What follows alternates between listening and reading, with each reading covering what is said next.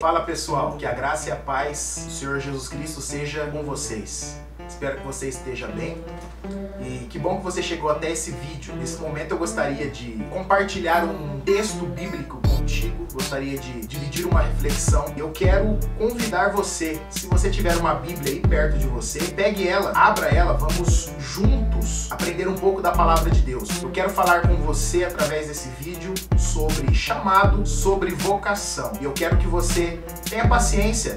O vídeo não será demorado, mas ele será de extrema importância e edificação para a tua vida. Êxodo capítulo de número 3. Diz o texto bíblico: E disse, não te chegues para cá, tira os teus sapatos de teus pés, porque o lugar em que estás é terra santa. Disse mais, eu sou o Deus de teu pai, o Deus de Abraão, o Deus de Isaque e o Deus de Jacó. E Moisés encobriu o seu rosto porque temeu olhar para Deus. Eu acredito que o ano de 2022 pode ter sido um ano de êxito para muitas pessoas, como também pode ter sido um ano de frustração para um outro grupo de pessoas. Só que a palavra que eu quero trazer para você hoje, voltada para o chamado e para a vocação, é para você jovem, você adolescente, você adulto, que às vezes Deus lhe confiou uma palavra, às vezes Deus te chamou, às vezes Deus ele te vocacionou para o ministério, só que talvez o ano de 2022 tenha sido um ano frustrante, porque você se colocou em crises existenciais relacionadas ao ministério, ou neste contexto afim. Só que eu gosto muito de falar sobre vocação e chamado, porque nós temos personagens, nós temos figuras ilustres no decorrer de toda a Bíblia, que foram exemplos no que diz respeito à liderança, foram pessoas que Deus usou para fazer a diferença no seu tempo. Dentro dessas pessoas, nós temos três que se destacaram. Por exemplo, nós temos Josué. Josué foi o sucessor de Moisés. Nós que lemos Bíblia sabemos muito bem no capítulo de número 1, versículo de número 9, do livro que leva o seu nome, tem aquele texto fatídico que diz: Não te mandei eu? Esforça-te e tem bom ânimo, não temas, nem te espantes, porque o Senhor teu Deus é contigo, por onde quer que andares. Josué foi um líder que teve êxito. Nós temos também a figura de Paulo. Paulo, ele era uma figura improvável para ser usado por Deus. Você se lembra lá no capítulo de número 9, quando Paulo está indo a caminho de Damasco, e um clarão de luz cerca ele, e ele é lançado por terra. Naquele momento uma voz ecoa naquele lugar dizendo: Saulo, Saulo, por que me persegues? E ele questiona: Quem é, Senhor? E aquela voz responde: Eu sou Cristo, a quem tu persegues. Paulo, ele foi escolhido por Jesus para uma obra grande. Ele foi vocacionado, ele foi chamado. Mas se você observar, o chamado de Paulo foi uma circunstância improvável. Porque Paulo, ele era um perseguidor da igreja. Paulo era uma pessoa que conspirava contra a igreja de Cristo. Mas mesmo nesse cenário improvável, ele foi usado, ele foi chamado. Eu gosto também de Débora. Você já deve ter ouvido falar sobre Débora. O capítulo de número 4, versículos 4 e 5 do livro de Juízes, fala sobre Débora. Nós sabemos que antes da monarquia ser estabelecida em Israel, houve um período onde havia juízes. Só que nós, olhando por uma perspectiva teológica, a expressão que melhor se enquadra ali não seria juízes, mas seria libertadores. Porque aquelas pessoas que foram usadas para fazer um intermédio entre o povo de Israel e entre Deus, eles eram libertadores. O livro de Juízes, ele apresenta um número X de pessoas que foram levantadas para serem libertadores do povo de Israel. Só que no meio daquele tanto de pessoas que foram levantadas, Deus ele levantou uma pessoa peculiar, uma pessoa singular, uma pessoa ímpar. No caso, foi Débora. Por que Débora era diferente? Era porque ela era mais usada por Deus? Ou talvez ela tinha algum aspecto, alguma característica superior aos demais? Não. O que diferenciava Débora é que no meio de todos os juízes que foram levantados, ela era a única mulher. E nós sabemos que nos tempos bíblicos existia uma certa cultura machista. Seria improvável uma mulher se levantar como profetisa. E diz mais o texto bíblico que ela julgava Israel. E que quando o povo de Israel queria resolver os seus conflitos, eles se dirigiam a Débora. Olha o chamado e a vocação dessa mulher. Era improvável. E eu já quero dizer para você aplicar algo para a sua vida, para que você comece o ano de 2023 bem e saia desse momento de crise ou talvez dessa frustração com a qual você está findando o ano de 2022. Débora e Paulo eram pessoas improváveis, mas Deus os chama, Deus os usa, Deus os vocaciona. Você talvez tenha tido crises de identidade e se achado improvável como eles. Mas eu quero dizer uma coisa para você. São os improváveis que Deus quer usar. Talvez você que esteja assistindo esse vídeo não esteja, talvez, passando por um momento turbulento de crise ministerial ou existencial. Mas há pessoas que estão vendo esse vídeo, que estão se achando pessoas improváveis, pessoas incapazes de serem usadas por Deus. Mas eu tenho uma notícia boa para você. Você, apesar das circunstâncias, apesar do cenário, do contexto que você está, que às vezes ele te qualifica como sendo improvável, Deus quer te usar. E o ano de 2023 vai ser um ano que Deus vai usar os improváveis. Deus não vai usar os comuns, Deus vai usar os improváveis. Agora eu quero dar continuidade a esse nosso devocional e falar sobre características de um chamado, peculiaridades que nós encontramos no processo de um chamado, no processo da vocação. E eu selecionei esse texto bíblico do livro do Êxodo, porque nós vemos aqui Deus separando Moisés, chamando Moisés, vocacionando Moisés. É interessante que eu posso fazer um paralelo e comparar Moisés a Paulo e a Débora, porque Moisés também ele era improvável, mas mesmo com as improbabilidades, Deus chamou ele e Deus capacitou ele, porque o Deus que chama é o Deus que capacita. Vamos observar os dois textos que nós fizemos leitura, o versículo de número 5 e o versículo de número 6. No versículo de número 5, nós vemos o seguinte: Deus ele dá uma ordem a Moisés, ele coloca uma restrição em Moisés, ele coloca limites em Moisés. Ele diz: não te chegues para cá, tira os teus sapatos de teus pés, porque o lugar em que estás é terra santa. Primeiro ponto, onde Deus está, os limites de santidade são estabelecidos. Nós cremos em um Deus que é santo, nós cremos em um Deus que é adorado na terra e nos céus. Então, o lugar onde Deus está é o lugar onde os limites de santidade são estabelecidos. Naquele momento, na visão de Moisés, era um pedaço de terra comum. Mas como a presença de Deus estava naquele local, o local se tornou santo. E aí Deus ele coloca um limite em Moisés. E ele, de forma bem imperativa, dá uma ordem para Moisés. Ele diz: tira a sandália dos teus pés, porque o lugar em que você está é terra santa. Eu acho isso um tanto quanto formidável, porque isso nos apregou algumas lições extremamente importantes. Primeiro, quando Moisés ele chegou em Midian, eu imagino que as pessoas que olharam para Moisés, olhou Moisés e viu nele um egípcio. Talvez ele tinha a aparência de egípcio, talvez ele falava como um egípcio, talvez ele gesticulava como um egípcio, talvez ele se portava como um egípcio.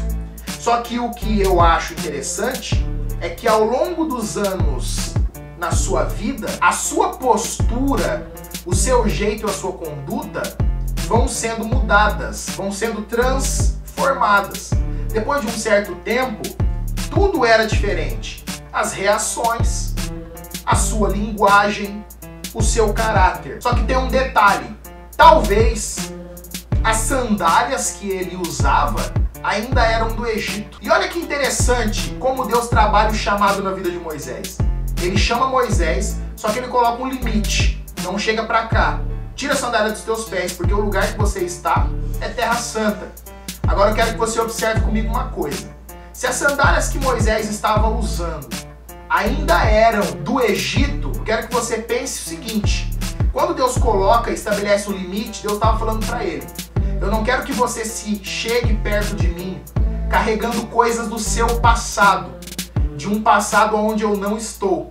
O que Deus estava falando para Moisés era o seguinte: que as sandálias que ele usava eram um impedimento para Deus se revelar cada vez mais com ele. Agora eu quero trazer isso para o contexto em que vivemos. Você que é jovem, talvez Deus até quer se revelar a você. Só que às vezes tem coisas na sua vida que impedem Deus de se manifestar de uma forma mais plena na sua vida. Agora eu quero que você tenha um momento de introspecção. Olhe para dentro de si mesmo e se questione: há alguma coisa em mim que eu preciso tirar? Alguma coisa que eu preciso abandonar para que eu tenha um relacionamento mais profundo com Deus? Não foi diferente com Moisés. Deus queria se revelar a ele, mas tira a sandália primeiro. Tira a sandália primeiro, porque tudo aquilo que te prende ao Egito impede você de ter um relacionamento pleno comigo. Então está na hora de revermos os nossos conceitos, porque muitos pedem para ter um relacionamento íntimo, um relacionamento pleno com Deus, mas não querem abandonar as coisas que os ligam ao Egito. Você precisa se despir das velhas roupas do Egito para que você possa ser coberto pela glória e a plenitude do poder e da revelação de Deus. Há outro ponto. No versículo de número 6, nós observamos a fala de Deus para Moisés, que é a seguinte: eu sou o Deus de teu pai, o Deus de Abraão, o Deus de Isaac e o Deus de Jacó. Eu acho curioso como Deus ele se dirige a Moisés dizendo: sabe os seus ancestrais? As pessoas que geraram você? Eu sou o Deus de todos eles. Só que aqui nós temos um certo paradigma, porque quando Deus nos chama, Deus ele precisa primeiro matar algumas ideias errôneas que nós temos aqui dentro acerca do chamado. Por exemplo, quando Deus ele dá ordem para Moisés: tira a sandália dos teus pés porque o lugar é santo, na sequência ele diz assim: eu sou o Deus dos teus ancestrais, o Deus dos seus pais, dos patriarcas Abraão, Isaac e Jacó. Olha como Deus trabalha o chamado de Moisés de uma forma um tanto quanto significativa, minuciosa e profunda. Por quê? Ele está dizendo assim, ó: eu estou te colocando um limite. Eu estou pedindo para que você tire a sandália dos seus pés. Na sequência ele fala: eu me relacionava, eu conheço, eu sou o Deus dos seus antepassados. Aí eu vejo uma lição matadora de Deus para os que são vocacionados e chamados. Por quê? Porque chamado e vocação não está atrelado a laço familiar. Olha para o texto, preste atenção no texto. Olha como Deus ele trata Moisés no processo do seu chamado. Primeiro ele dá uma ordem: tira a sandália dos pés, o lugar é terra santa. Depois ele fala: os seus ancestrais, eu sou o Deus dos seus ancestrais. Ele estava dizendo: eu fui o Deus do seu pai, eu fui o Deus dos seus ancestrais, de Abraão, Isaac e Jacó, das suas gerações passadas. Eu me relacionava com eles. Mas não é porque eu me relacionava com eles que eu vou me relacionar com você. Porque o que os meus pais fizeram para Deus, o que a minha família estabeleceu para com Deus, não quer dizer que o que eles fizeram vai refletir no que eu faço hoje. Eu preciso, por minha própria força, buscar ter um relacionamento com Deus. Porque quando o assunto é se relacionar com Deus, o que fulano A ou B faz não reflete no meu relacionamento com Deus. Eu preciso buscar pelas minhas próprias forças me relacionar com Deus. Porque se fosse da outra forma, seria muito fácil ser crente. Mas não é assim que a banda toca. Então olha pra cá e entenda essa verdade. Você que busca ter um chamado de Deus genuíno, você que busca e se sente vocacionado verdadeiramente por Deus, entenda, não é o que os seus pais construíram que vai fazer o seu legado, mas é o que você vai construir a partir do momento que Deus te chama. Eu quero dar seguimento, ainda andar um pouco pelo texto bíblico. E para encerrar esse vídeo, eu quero falar sobre as 3 desculpas que a pessoa que é chamada e vocacionada por Deus libera e usa essas desculpas para não querer fazer aquilo que Deus manda. Usa essas desculpas para se autoprivar de ser usado por Deus. E você talvez seja uma pessoa que se enquadra em uma dessas três desculpas. Observe comigo, no versículo de número 11. No versículo de número 11, então Moisés disse a Deus: quem sou eu que vá a Faraó e tire do Egito os filhos de Israel? A primeira desculpa que Moisés dá para Deus é a insignificância pessoal. Olha o que ele diz: quem sou eu? Quem sou eu?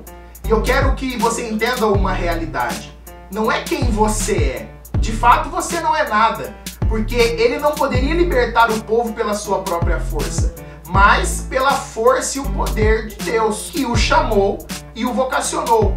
Porque o Deus que chama é o Deus que capacita. Agora eu quero que você preste atenção em um contraste. Quando Deus se manifesta a Moisés, Deus diz assim: eu sou. Mas quando Moisés se dirige a Deus, ele diz: quem sou eu? Essa é a relação que você precisa estabelecer com Deus. Deus libera sobre a sua vida o eu sou. Mas diante de Deus, diante do eu sou de Deus, você responde: quem sou eu? Porque diante do poder e da autoridade de Deus, nós vemos o quão insignificante realmente somos e somos dependentes inteiramente e integralmente de Deus. A segunda desculpa: talvez você não se enquadrou na primeira, mas pode ser que você se enquadre na segunda desculpa. Olha o que diz o capítulo de número 4, o versículo de número 1. Então respondeu Moisés e disse: mas eis que me não crerão, nem ouvirão a minha voz, porque dirão: o Senhor não te apareceu. Sabe qual é a segunda desculpa da pessoa que está sendo chamada ou está no processo de vocacionamento por parte de Deus? A segunda desculpa da pessoa é a falta de credibilidade.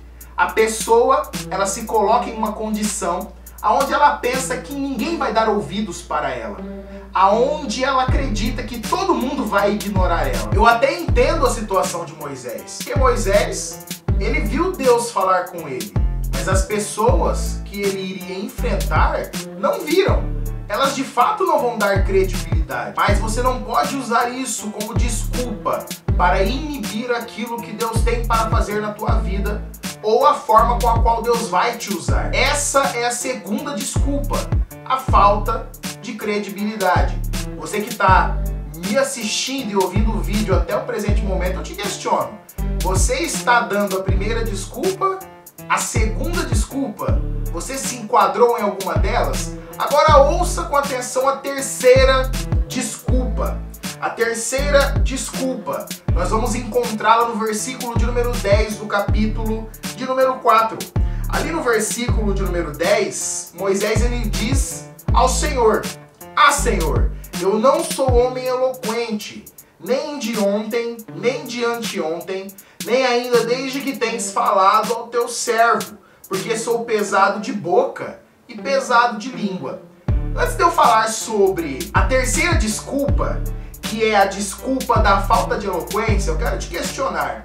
Você alguma vez na igreja já ouviu alguém ocupar a tribuna e quando a pessoa ia pregar, ou às vezes ministrar o louvor, já percebeu que aquela pessoa às vezes sempre usa essa desculpa antes da pregação? Irmãos, eu já peço perdão antecipadamente. Não sei pregar, eu não tenho teologia, não sei falar direito, não estudei, não fiz o segundo grau completo. Ou a pessoa que vai cantar, canta e fala: irmãos, desculpem, às vezes a minha voz desafina, mas eu não tive oportunidade de estudar, fazer aula de canto, eu não entendo muito de música. Você, uma vez pelo menos, já ouviu alguém usar a desculpa da falta de eloquência? Isso não foi diferente. Às vezes nós vemos isso nos dias de hoje, mas isso já está na Bíblia. Moisés dando a desculpa da falta de eloquência. E nós vamos observar que depois do versículo de número 10, Moisés ainda dá inúmeras desculpas para Deus. Mas eu quero me atentar só para essas três e finalizar falando sobre a falta de eloquência. Irmãos, a falta de eloquência não é desculpa para não querer ser usado por Deus ou para querer colocar um impedimento para Deus te usar. Eu gosto muito quando Jesus está instruindo os seus discípulos e um texto do capítulo de número 12 do livro de Lucas, quando Jesus ele diz para os discípulos o seguinte: quando vocês se dirigirem às sinagogas, aos magistrados, não é para vocês se preocuparem com o que vocês vão falar, porque na mesma hora o Espírito Santo vai ensinar para vocês o que é a vez de dizer. E eu acho interessante que quando Deus ele chama, o Deus que chama é o mesmo Deus que capacita. Então não fique preocupado em dar as desculpas. Eu tenho falta de eloquência, eu não sei falar, eu não sei pregar. Irmão, se Deus te chamou, se Deus te vocacionou, pode ficar tranquilo, descansa no Senhor. Ele vai se encarregar de te capacitar, te preparar, formar você um líder para essa geração. Mas não use mais as desculpas. Eu quero agradecer a você que ficou até o fim desse vídeo. Ficou talvez um pouco longo, um pouco curto, não sei. O editor que vai ver isso no final. Mas você que me ouviu até agora, eu quero saber de você. Publique, comente, compartilhe o vídeo, questione os seus amigos, o pessoal da sua igreja. Você tem dado uma dessas 3 desculpas? Deus te abençoe, fique com Deus, até mais.